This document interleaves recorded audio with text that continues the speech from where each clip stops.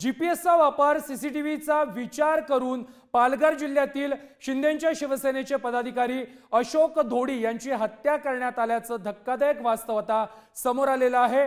अशोक धोडी यांचा भाऊच या प्रकरणातील मुख्य आरोपी आहे। 12 दिवस उलटून गेले तरी या प्रकरणातील 5 आरोपींना अटक करण्यामध्ये पोलीस अपयशी ठरलेले आहेत। अद्यापही 5 आरोपी हे फरार आहेत, तर 4 जणांना अगोदरच अटक करण्यात आलेली आहे। शिंदेंच्या शिवसेनेचे पदाधिकारी अशोक धोडी यांचा मृतदेह असा तब्बल 12 दिवसांनी सापडलाय। दृश्यम चित्रपटातील दृश्यांप्रमाणेच अशोक धोडी यांची हत्या करून धोडी यांचा मृतदेह गाडीसह गुजरातमधील सरीग्राम येथे एका बंद दगडखाणीत 40 फूट खोल पाण्यात टाकण्यात आला होता। या हत्या प्रकरणात प्रमुख सूत्रधार अविनाश धोडीसह एकूण 9 आरोपी सहभागी होते। हत्याकांडासाठी 3 गाड्यांचा वापर करण्यात आला। नियोजनबद्ध पद्धतीनं रेकी करून हे हत्याकांड घडवल्याचं समोर आलंय। आरोपींची अशोक धोडी यांचे घर, गाडी आणि खाणीची महिनाभरापासून रेकी। सीसीटीव्ही कॅमेऱ्यात सापडणार नाही याची काळजी या आरोपींनी महिनाभरापासून घेतली। अवैध दारू तस्करी करत असल्यानं या आरोपींना आडमार्गांचा अनुभव होता। अशोक धोडींच्या लाल रंगाच्या ब्रिझा कारला डहाणू रेल्वे स्टेशन पार्किंग मध्ये जीपीएस लावले। जीपीएसच्या आधारावर आरोपींनी अशोक धोडी यांचा पाठलाग केला। झाई बोरीगाव घाटात आयसर टेम्पो अशोक धोडींच्या गाडीच्या पुढे लावून मागे पिकअप थांबवली। या घाटात आरोपींनी अशोक धोडींच्या डोक्यात लोखंडी रॉडने जोरदार वार केले। संशय येऊ नये म्हणून गाडी घेऊन अशोक धोडी यांच्या घराजवळून भरधाव वेगात गेले। काही अंतरावर गेल्यावर आरोपींनी आडमार्ग निवडला, मात्र गुजरातच्या एका रस्त्यावर गाडी सीसीटीव्ही कॅमेऱ्यात कैद झाली।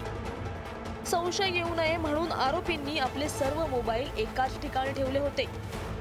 पोलिसांची दिशाभूल करण्यासाठी रात्रभर एकत्र पार्टी करत असल्याचं भासवलं। काही आरोपींना अटक केल्यानंतर खाणीच्या दिशेनं पोलिसांनी तपास सुरू केला।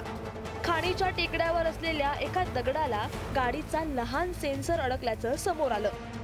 त्यानंतर गोताखोरांच्या मदतीनं या दगड खाणीची पाहणी करण्यात आली।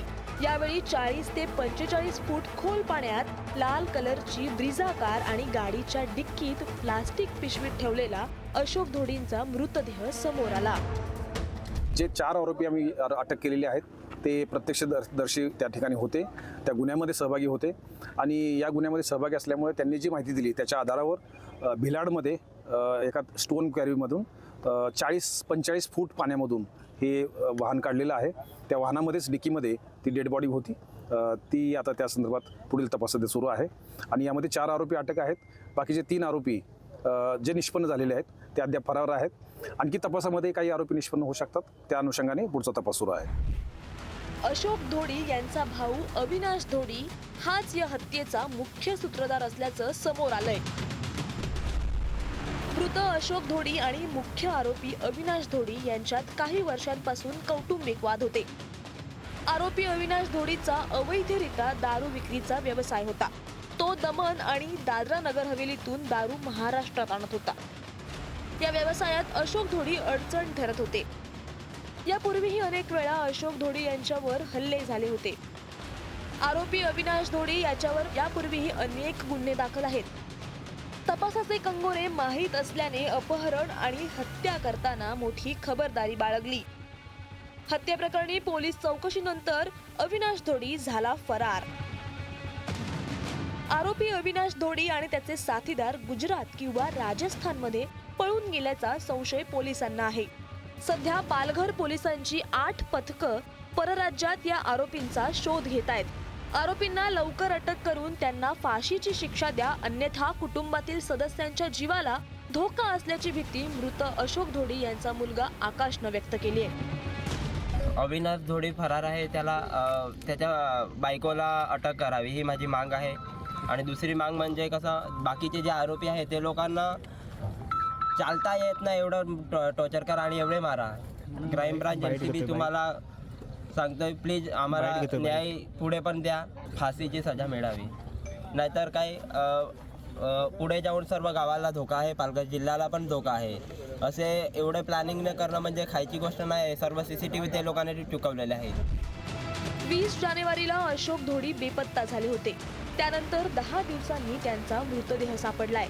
आता या हत्येचा सूत्रधार अविनाश धोडी आणि त्याचे 4 साथीदार यांना पोलीस कधी बेड्या घालणार याकडे सगळ्यांचं लक्ष आहे.